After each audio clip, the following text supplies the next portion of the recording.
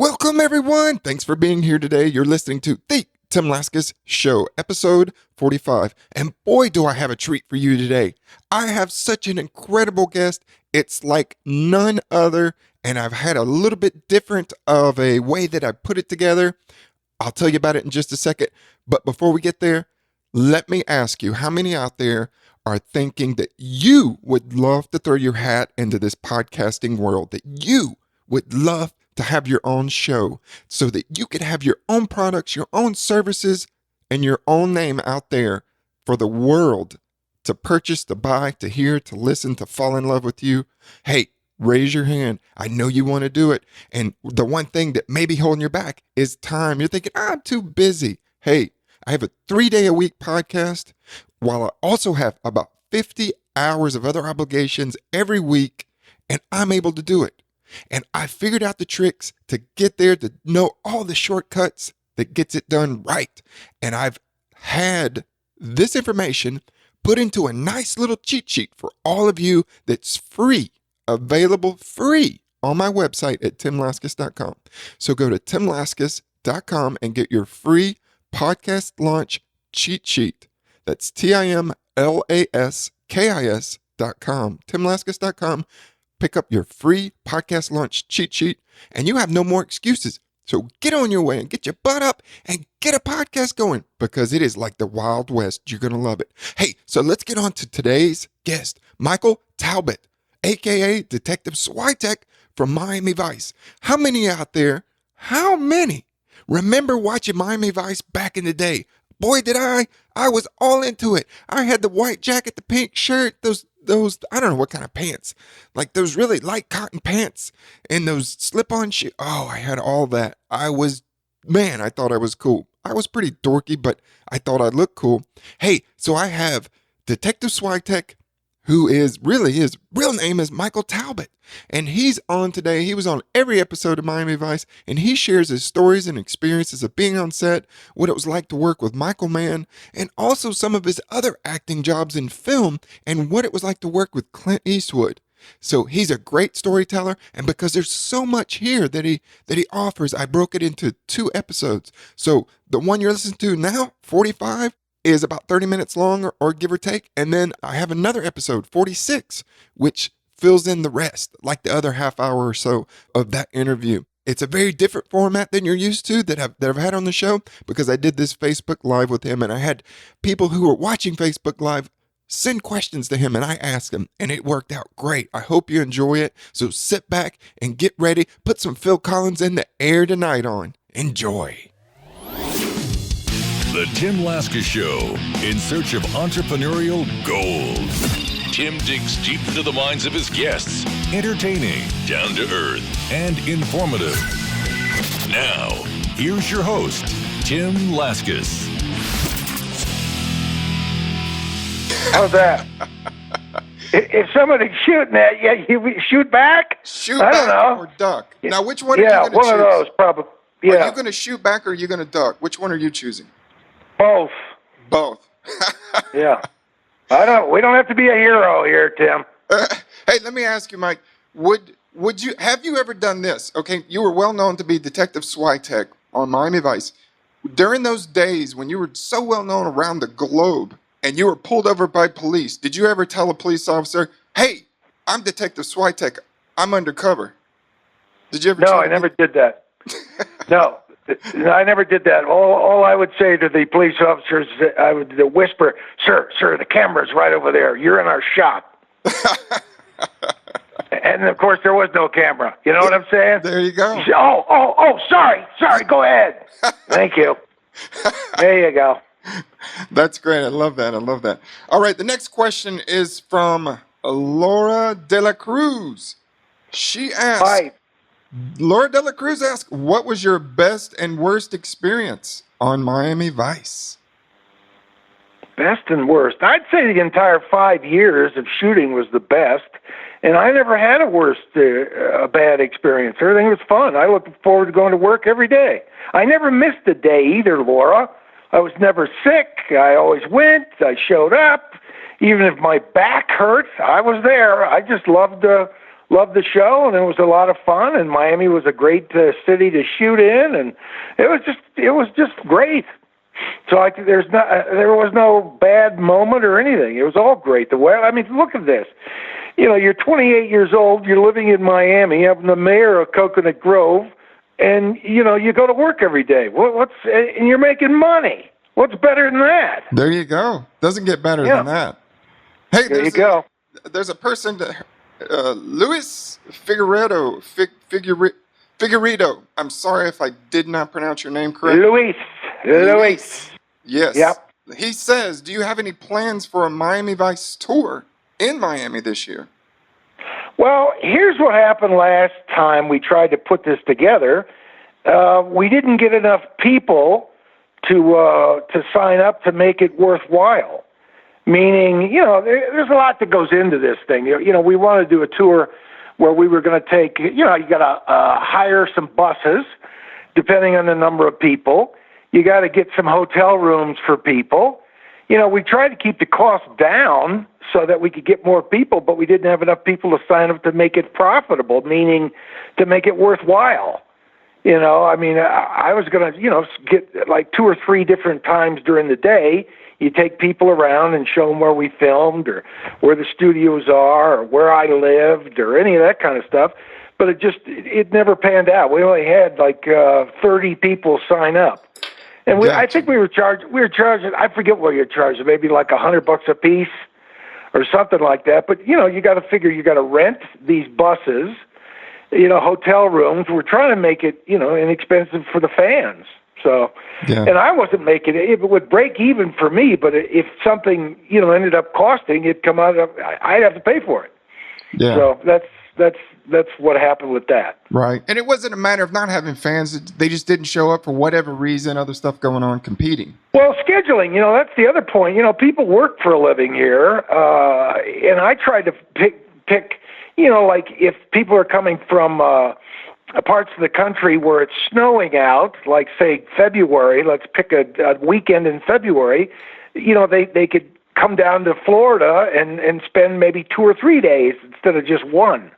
See what I'm saying? I mean, right. So if the weather was good, rather than trying to do this tour in August where everybody would be sweating. So Good point. And if they're all from up north, Iowa or Minnesota or wherever they're from, it's summertime. Why would you go down to Miami? You want to get out of snow. So anyway, scheduling makes sense. Hey, we got another question from who's this coming in from? I think it's Murat or Murray Gure. I'm sorry, I'm terrible with names. But anyway, his question is, how is your buddy John Deal doing? And when's the last time you saw him? We did a autograph show. I think the last one was in Providence, Rhode Island, the Comic-Con there. We did probably about a year ago, I think it was. And then we also did a Hollywood show in Chicago, because on my Facebook page I posted his picture of us together for his birthday. Oh, okay. And his birthday was like this last week or something, I think it was. Okay. So, I mean, we put a picture of us both up on my Facebook. That's right, that is up there. All right. So that's the last time, when I see him, but I talk to him every now and then. Great. Well, he's like your brother from another mother, huh? Yeah, kind of like that. He's just he's 65 now. He's 65. You're what, 62? 62, yeah. Well, 62 is like 42 today. Well, it's the new orange is black, or however that goes, whatever that is. Right, absolutely. Hey, we got another question from Karen Nugent. Again, Mike, you can tell how terrible I am with names. I suck.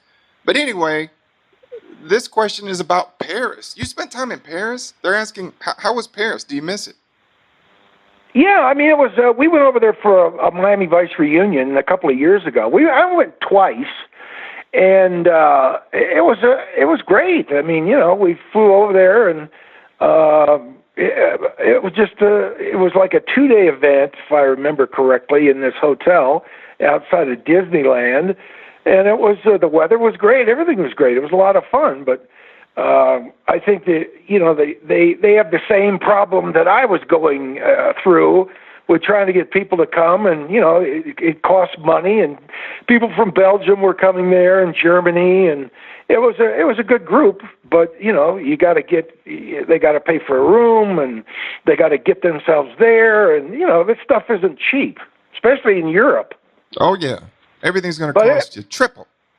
But it was a lot of fun, and the champagne was excellent, and the food was great, and and it was the last one was John, Sandra, Olivia, and me, the four of us. Gotcha. So that was the last time we did Paris, but that's about 2 years ago.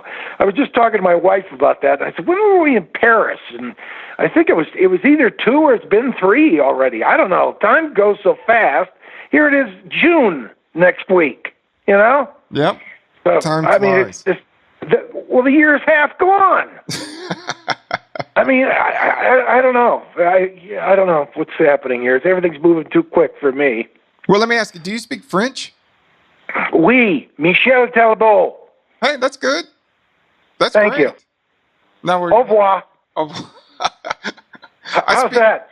I like that. I speak more Spanish than I do French, so you're better than I am. Well, here, let me throw some French at you.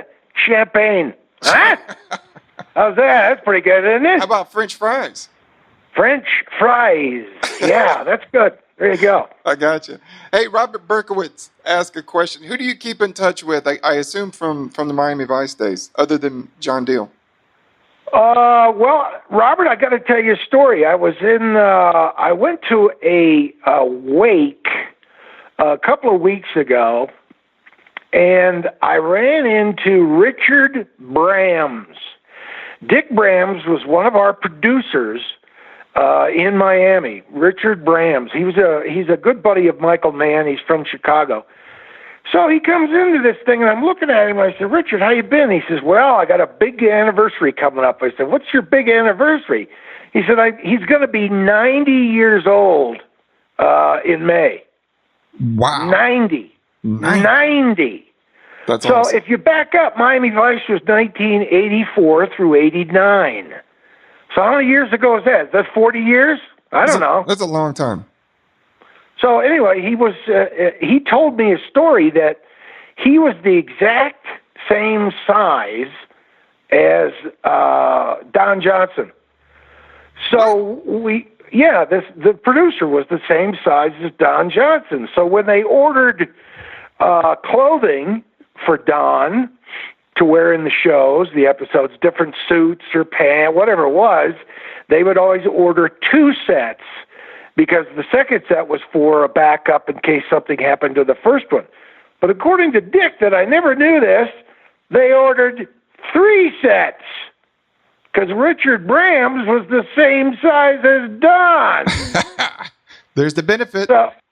So Richard Brams was walking around Miami down there looking like Don with pink T-shirts and pink jackets because they were the same size. How about that little tidbit? That's great. Now, your character never had you dressed up like that. Did you ever wear any of that stuff off the set? I wore polyester and golf shoes.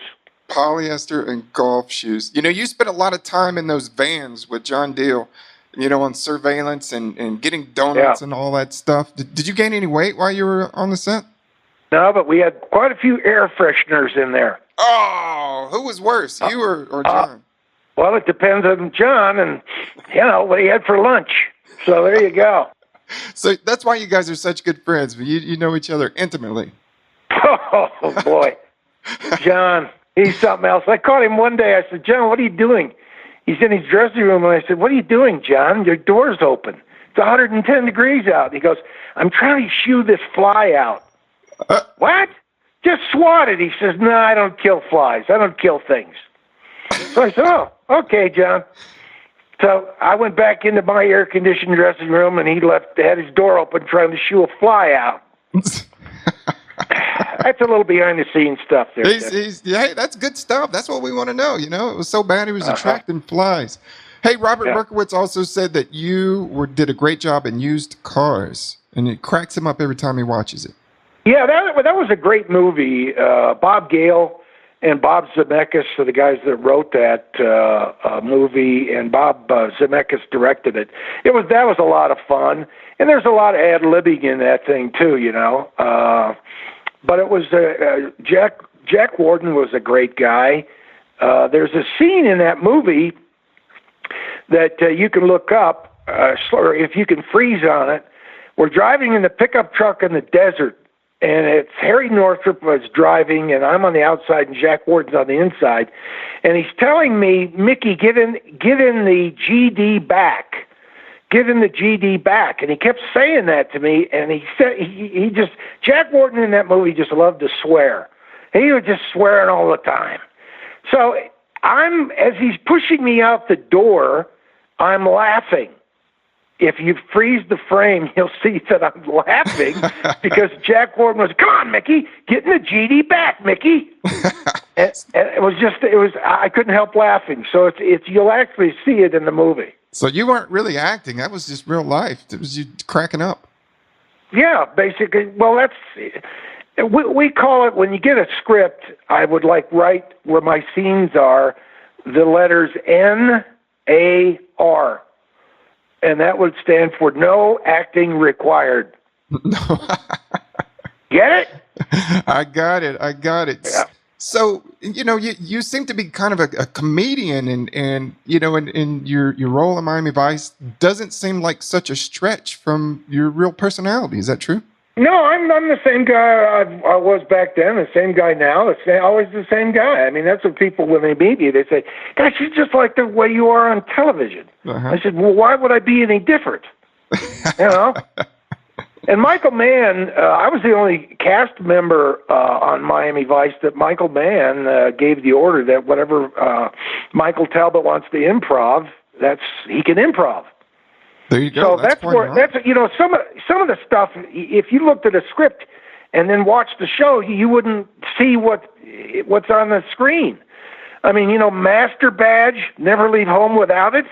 I mean, who comes up with that stuff? Only me. So, but I mean, there's you know, just ad-libbing stuff. It was a lot of fun, and that's what I did. I thought it was perfect for the time. I mean, you know, that's how cops act. I mean, you got to improvise. You know, if something happens in a scene, that's what you do. Yeah. So, to make it look real and believable. So. Well, you did an excellent job. And it was a lot of fun. Yeah. Well, and then speaking of Michael Mann, Doc Kennedy out there. His question is, what was it like working with Michael Mann? Doc, he was the greatest. You know, I did my first movie. He hired me for a movie called Thief with James Caan and Jim Belushi.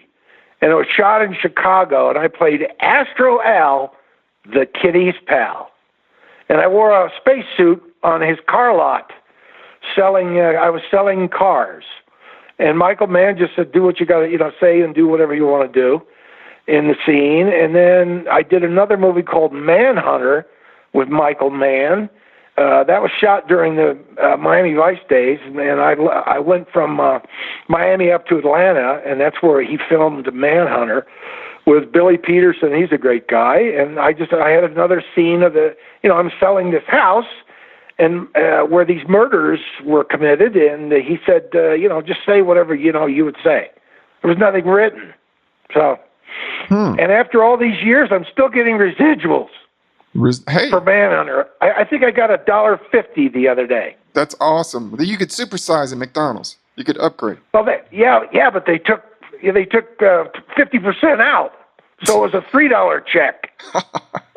Hey, but don't you get senior discount when you go to McDonald's, when you go to the restaurant? I go in there, and since my hair is white now, but I still have my hair, I get that 50-cent coffee. You better believe it. I don't even have to ask for it. They just go, here's your coffee, sir. That'll be 50 cents.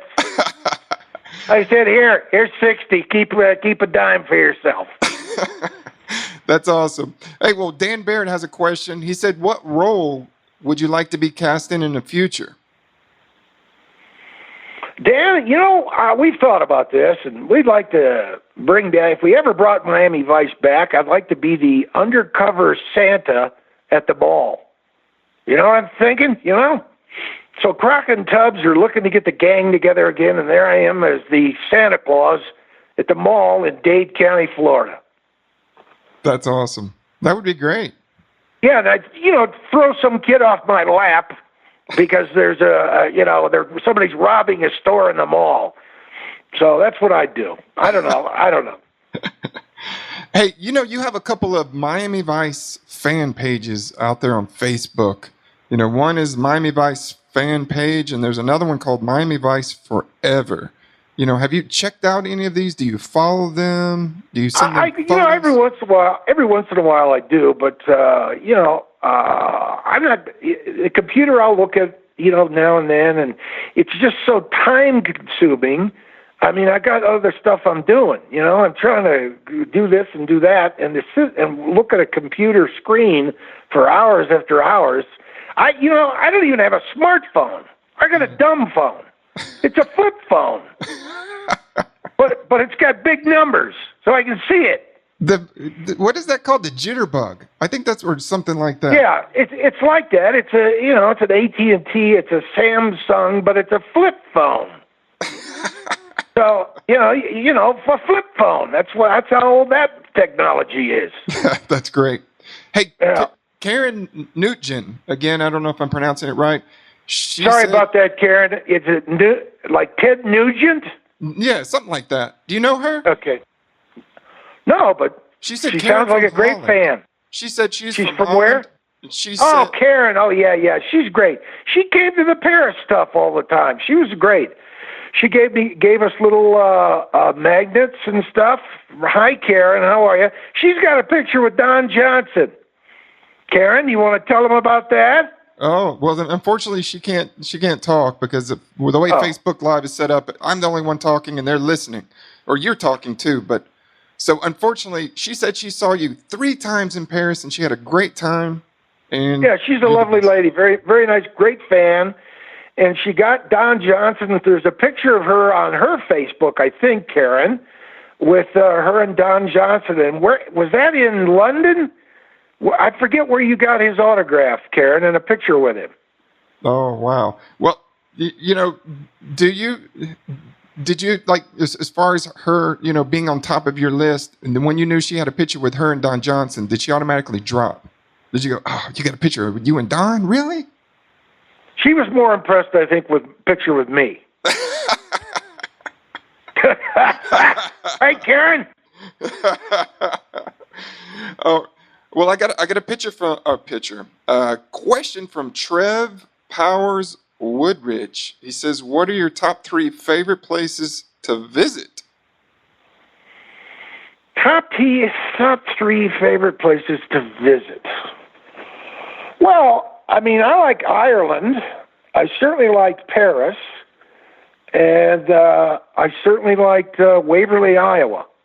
Where can you get the best beer? Waverly, Iowa? I would say Ireland, because you get a pint of Guinness over there, Tim. You don't drink it room temperature, though, do you? Ah, it's good beer, Tim. It's like mother's milk. That's disgusting. Give me a cold Budweiser any day. Well, you got to have a Guinness, a pint of Guinness. Well, I've had a Guinness. Oh, it's good. But man, I just couldn't get it down. I must have paid $8 for a Guinness over in the UK, and good night. They gave me 2 minute room temperature, and I almost threw up, and I felt bad. I just took a sip. I had that little mustache, from all the foam, and I just put it down on the bar and walked away. Well, it was $8 because they got VAT. VAT? They got the VAT tax on a pint, and they have to fill that pint up. That's the law over there. Because I used to go to this pub called the Cricketer's Arms outside of Andover, England. And it was just I'd always walk in and hit my head on the beam. On the beam. So you got to duck down and then, play darts and drink beer. It was great. Well, did you usually hit it on the way out because you had a few beers and you forgot that it was there? No, I was crawling out at that point. So you're on your hands and knees. Good. They're only open till 11 o'clock. They close at 11 p.m. Now, Who can drink more beer, you or John Deal? John Deal doesn't drink. He been sober for 45 years. Well, that's awesome. So I guess you'd be the winner then. Well, yeah, I guess so. I mean, I haven't. I guess I would be. Well, let me ask you, since we're talking about competitions, do you think that you could beat Sylvester Stallone in a thumb wrestling competition? I don't know. I was in the movie First Blood with him. I know. He punched me out. He punched you out. Was that acting or was that real? No, that was acting. That was stunt double. That was the stunt double. Right before he wants to punch you, I go, stunt double! Because Gary Busey hit me in the face and broke my nose in the movie Big Wednesday. Really? That's a true story? Yeah, really. He actually knocked me out. My nose was broken. I had to go to a hospital or a doctor in Century City in California, out in Beverly Hills there, and have my nose re-broken. Wow. All because of Gary Busey. Now, I watched him on The Apprentice, and he seems like a pretty interesting guy. He seems kind of out there. Was he like that back then? Yes, he was. And guess what? He broke my nose on August 16th, the day Elvis died. What? Wow. Yeah. What a coincidence. I was laying on the table in the doctor's room, the operating room, whatever it was called, and over the Muzak, they announced that Elvis Presley has died. So, There you go. There you go. Well, hey, speaking of First Blood, Robert Berkowitz asked, how long did it take you to shoot the forest scene with Sylvester Stallone? Oh, well, that was weeks and weeks and weeks. And what happened, we were shooting up there in January, and what happened was it snowed, and the producers called force majeure, there's French again, which it means it's an act of God or an act of nature, so they shut down production, so their insurance would cover them on that. So we all flew back to Los Angeles from Vancouver, and as soon as we landed, they turned us right around and flew us right back because force majeure, an act of God, is not snowing in January in Vancouver, Canada. So what they had to do to match the scenes, they had all these groundskeepers out spray painting green the snow. Spray painting the snow green. Yeah. So it would match what we shot before it snowed. Wow. That's interesting. How about that little trivia deal? Wow. Only right here with a Facebook Live with you here on the Tim Laska Show. That's incredible. Well, hey. There you go. There was another question from Dr. Edward Waller, and he wanted to know how long did it take to shoot kind of an average scene for Miami Vice? Well, it depends on what it is. Usually, shoot an episode. So to shoot an entire episode. 7 days. 7 days. Yeah. Okay. Want more entrepreneurial tips? Go to timlaskas.com.